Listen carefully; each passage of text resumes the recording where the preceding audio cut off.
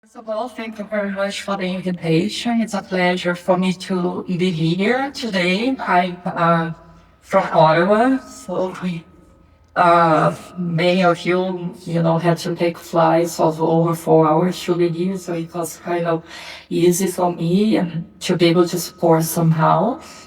I am a professor back in Europe, so I often come and go from Germany to here. And I've been working in the cross-border and e-commerce industry for 15 years. Previously working with Alibaba Group and most of the largest Canadian European retailers back in China. And yeah, I still I'm working in this industry apart from my professor position to advise the United Nations and the European Union on cross-border e-commerce and digital trade. Thank you.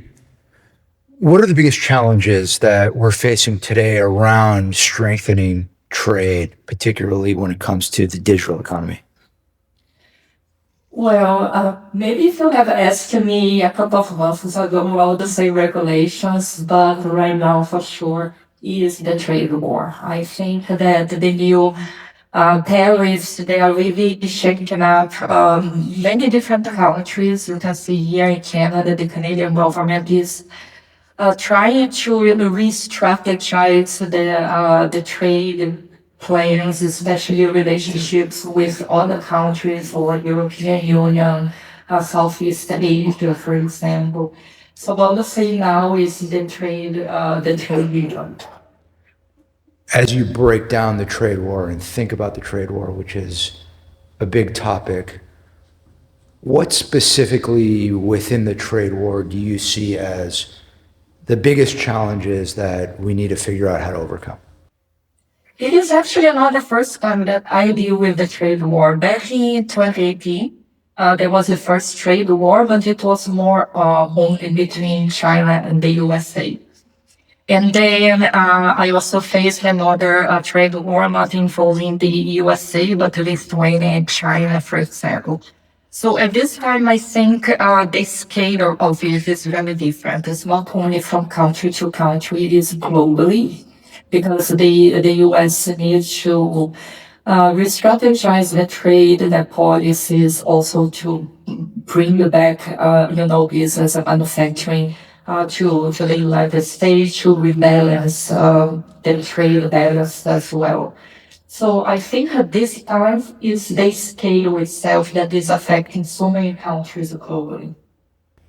And what steps can we take to help combat the impact of the trade war, particularly given the scale of the trade war?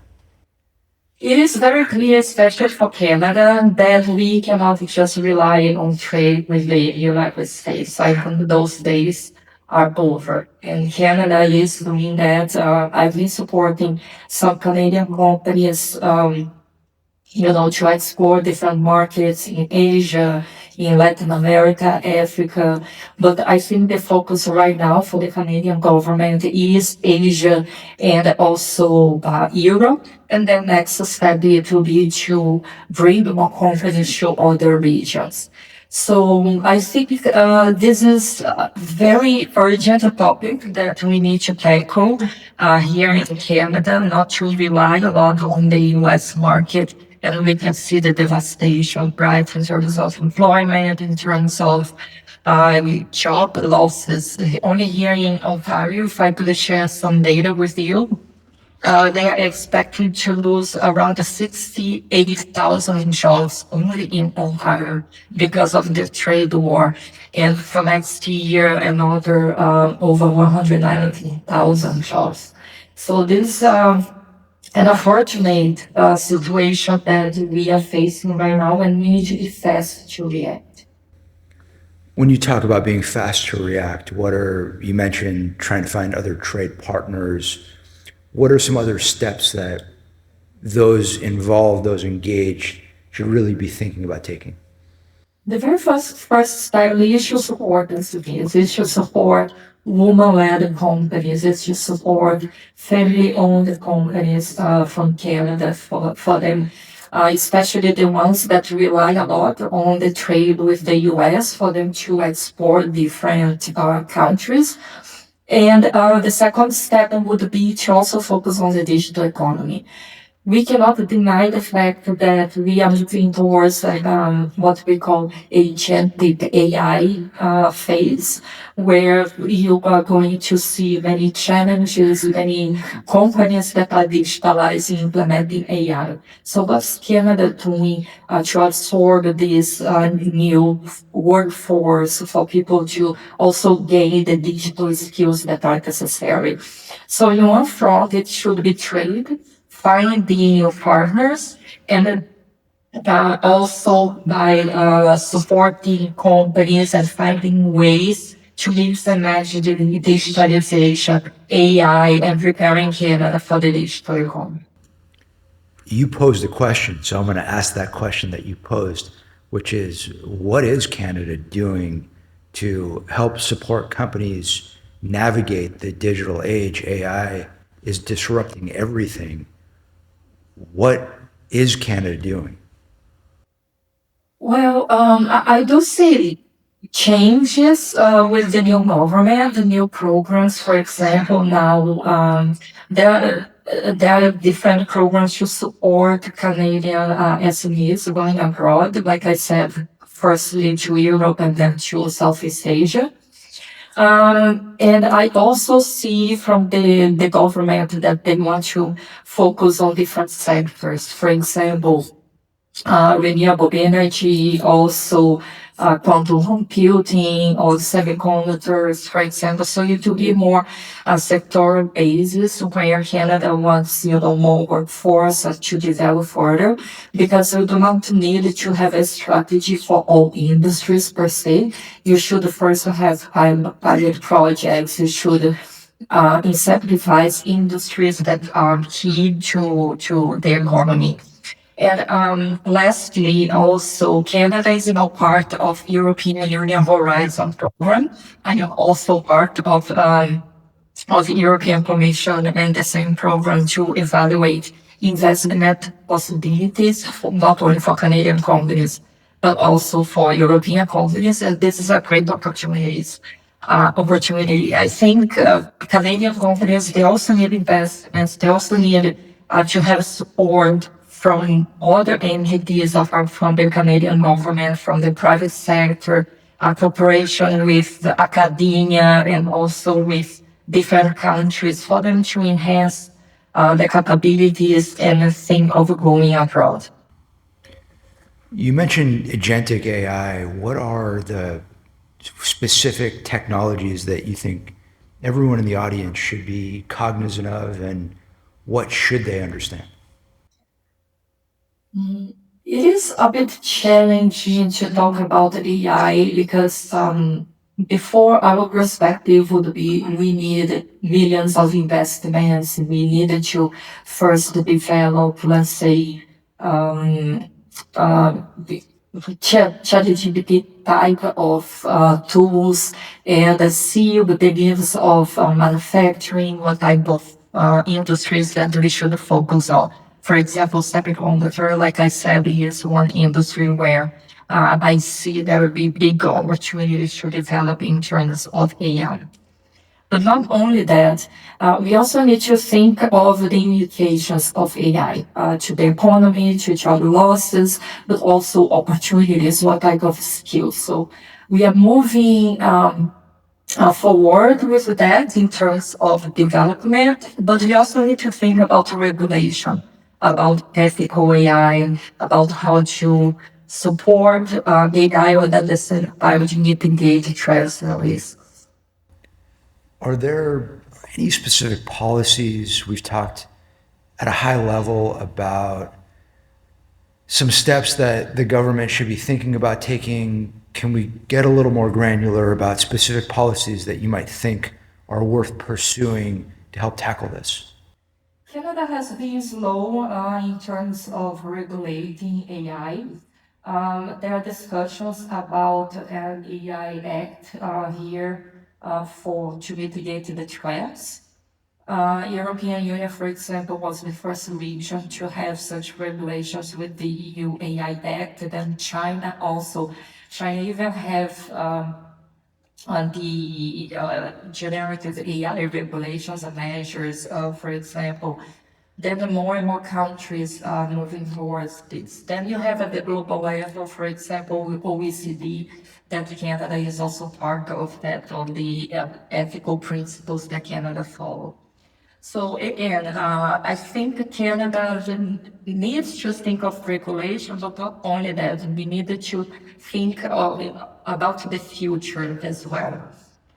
When we talk about AI regulations, we think that is mostly related to data protection, right? But do you know that in 2030 or by 2032, we are going to have a phase that AI will be conscious.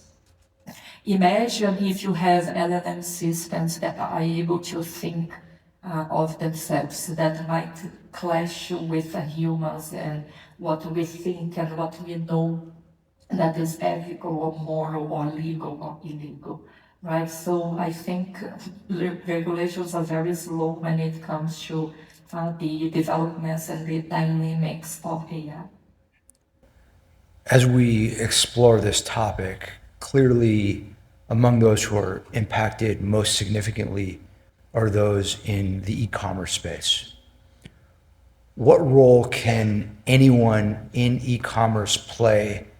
How can those in e-commerce adapt, and what steps should they take? We cannot deny the fact that e-commerce is now part of our daily life. I am sure everybody has at least once shopped online, especially through marketplaces. For example, Amazon is the dominant player. However, I thought of something based on my experience working with several companies, especially smaller companies or companies that rely on the export of commodities. This actually more prominent in these developing countries or developing countries. The main challenge is the mindset. Because if you already know that you're going to make that money, if you have a buyer for a container or a few containers by selling, let's say, coffee beans, why should I bother to change my business model, to refine the coffee, to do the process, to aggregate the value, to create my brand?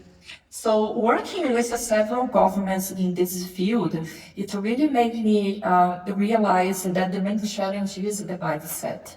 So usually people see e-commerce as a day-to-day business for you to buy essential products, but not as a business model. So I can even have like share a rough statistics that really around 90% of the companies I talked to, they are reluctant to try e-commerce as a business model because they are already used to the traditional import-export, and more specifically the distribution model is always they always think if I want to export or enter another market, find me a distributor. So because it's easy, hassle-free for them. So I think it is the mindset. People really need to start thinking of new ways of growing the business, expanding without with these different types of business model like e-commerce and cross-border e-commerce. As we think about the digital economy, one of the most important components is cybersecurity, protecting the digital economy from nefarious actors. What should everyone understand about the role cybersecurity plays in all this, and what steps can we take to ensure that we are leading on cyber? This is a big concern nowadays. We are talking about 2025, and it's been nearly 20 years that people shop online, that they have different online payment models, yet we are still talking about this issue. Not only that, if you have companies like Meta, Google, right, Microsoft that detain a lot of our data, millions and millions of data, and they're still not able to protect our data in a proper way. Imagine the smaller companies, right? So it is a big problem that we have right now, but nothing is done to detain this issue, to contain this issue. It is more a legal, filing a lawsuit, and then you find a matter going millions and millions of dollars, but that's it. So it is sometimes you also have, you see, in the American Senate, that's also very interesting that they divide the big leaders. They invite Mike Zuckerberg, they invite the leaders to justify if they are protecting our data or not, and still comes up like a funny situation rather than something serious to improve our system. I think we still lagging behind in terms of cybersecurity, even though there are mechanisms in place to protect our data. And as we think about cybersecurity, as we think about our data, it really speaks about a broader topic, which is the infrastructure that is essential to digital trade and digital commerce. And what are the key steps to ensuring that we have the best infrastructure in place, and what can we do to ensure that we are building the best infrastructure possible digitally? When we talk about infrastructure, there are so many elements in place, but I think right now cloud compute, for example, cloud systems and also data centers, they are the base of this infrastructure. So I will just start with that by implementing new mechanisms to store the data locally and to make sure that these companies do not send the data abroad. This is one of the main, rhetoric that we always tackle when we talk about data protection. I've asked you a lot of questions.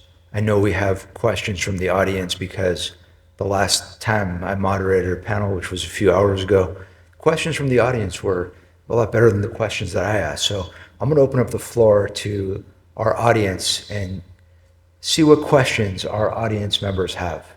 The floor is yours. There you go. Okay, thank you very much for your informative presentation. A couple of questions I had. One was, I don't know what happened to the IP security, right? Cybersecurity. And BlackBerry was really renowned for that. Whatever happened to the IP, the people, the skill level? Whatever happened to that? More specifically, well, BlackBerry or Yeah, to that basis, no opportunity. Are you aware of what happened to that? I know that they restructure the business. They do not focus on phones anymore, and they are focusing on cybersecurity related software. Okay. The second question I had, you mentioned one of the industries Canada can focus on, and I kept thinking of what China's done. They identified 15 industries they focused and said this is where we're going to go, etc. So I think Canada is kind of those other people, other countries rather. But with, you mentioned semiconductors. Are you thinking about the mining of the minerals themselves? Are you thinking about going up the value chain in terms of the chips themselves, etc.? Are you thinking R&D, or what is it you were thinking in that regard? Thank you. Actually, it's the chips, but you do need to invest in R&D. You need to invest in reskilling people, especially if you think that 4 out of 10 companies in the manufacturing industry here in Ontario, they are not able to digitalize or to implement AI for a more an efficient business, let's say, because they lack the knowledge and then lack skilled people to implement AI to their business. So it's not only about semiconductor. I could tell you that this is one of the core industries that Canada is currently focusing on. Another one is renewable energy, that you have other fields, pharmaceutical, for example, poultry industry. They really need to re-strategize what they are doing because of the reliance on the US market, for example. So these are the core industries that Canada and the Canadian government are focusing on. But when it comes to AI, it's not just to have generic, let's say, AI skills, not just I need data scientists or software engineers. It needs to be tailored to different industry and dynamics.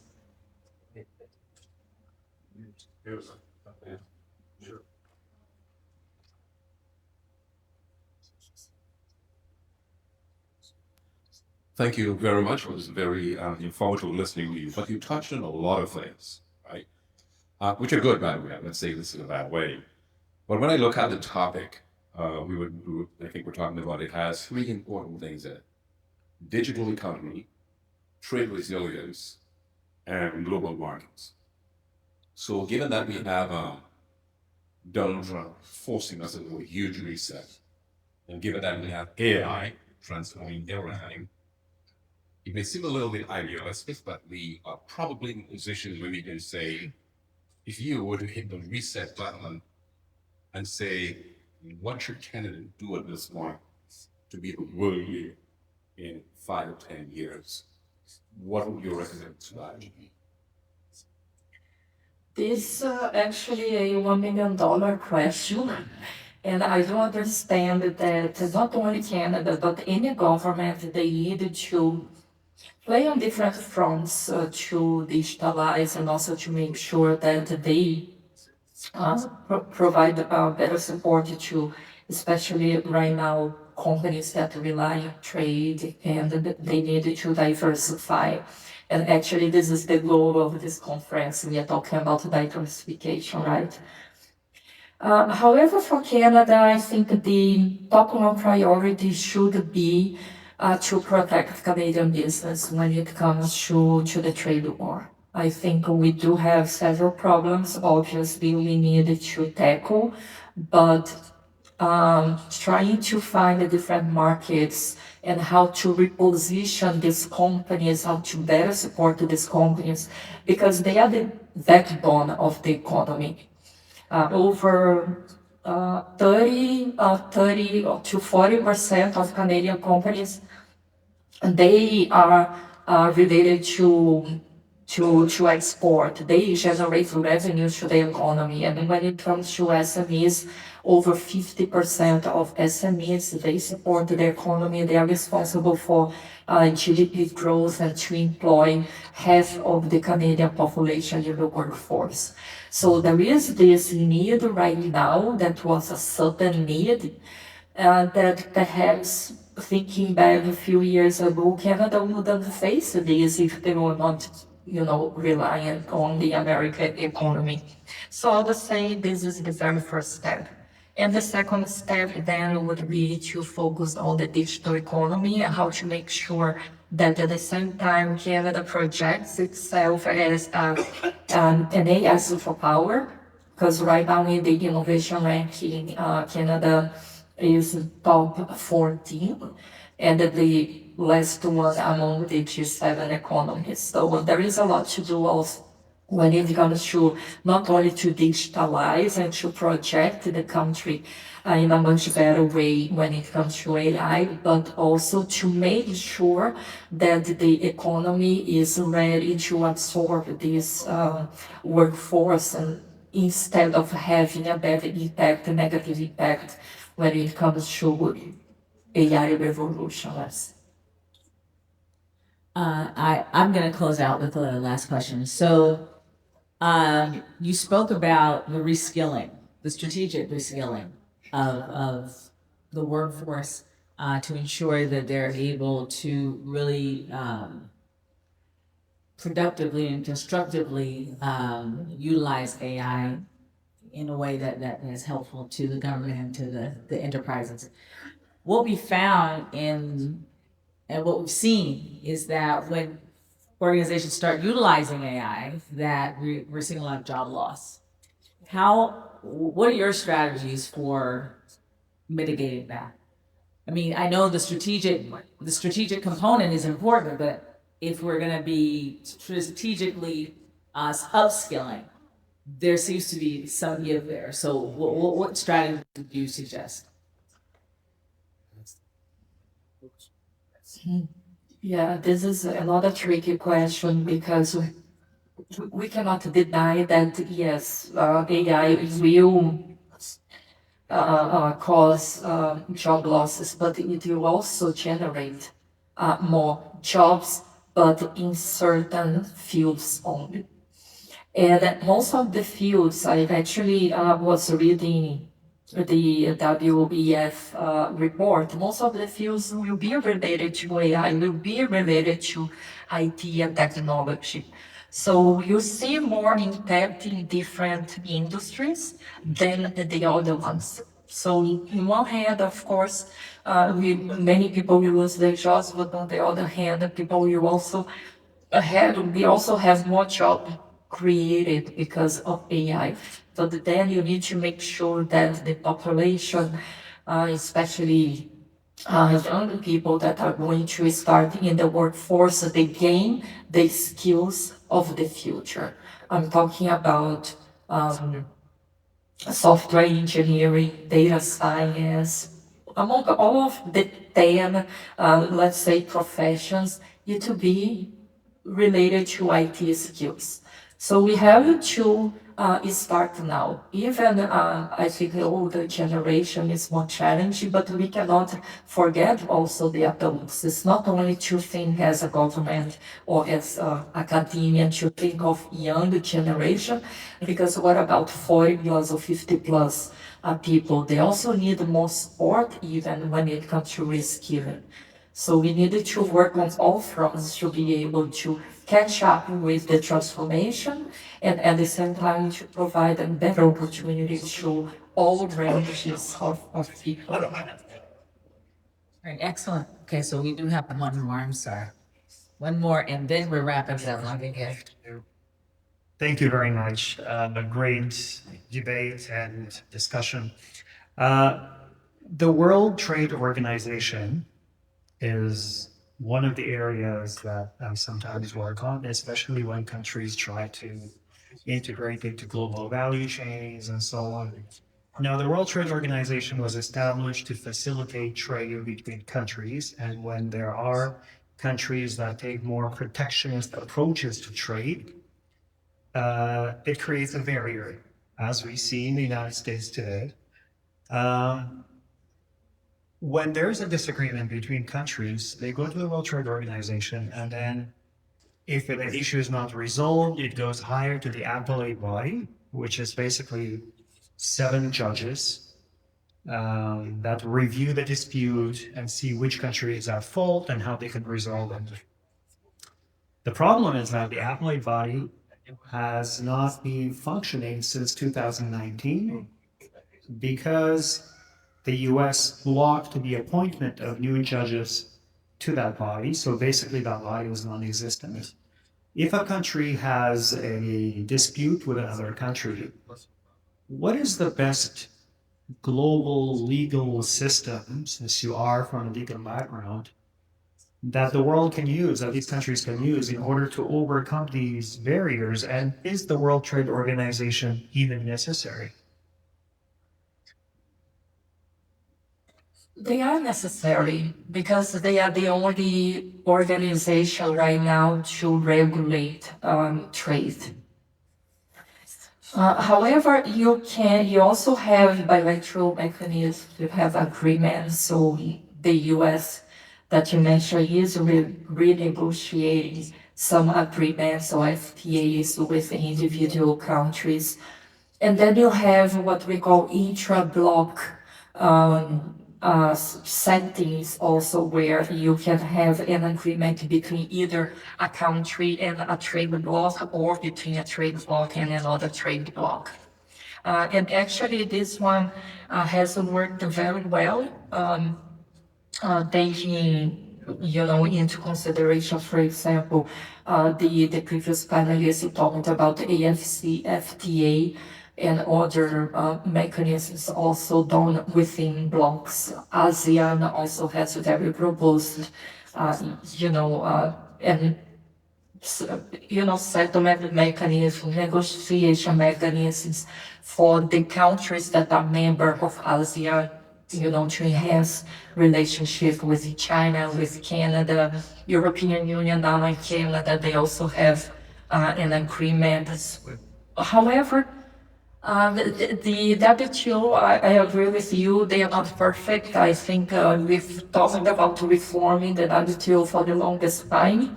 I am actually working with the WTO in publication and a report to tackle women and trade, also gender relations and trade, for example.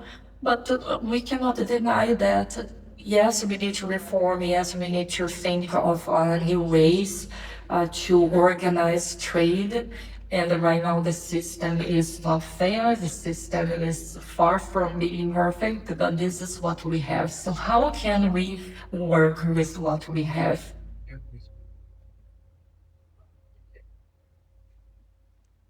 All right, folks. Thank you so much. We appreciate it. Let's give them a round of applause. Thank you. Wonderfully involved, wonderfully involved.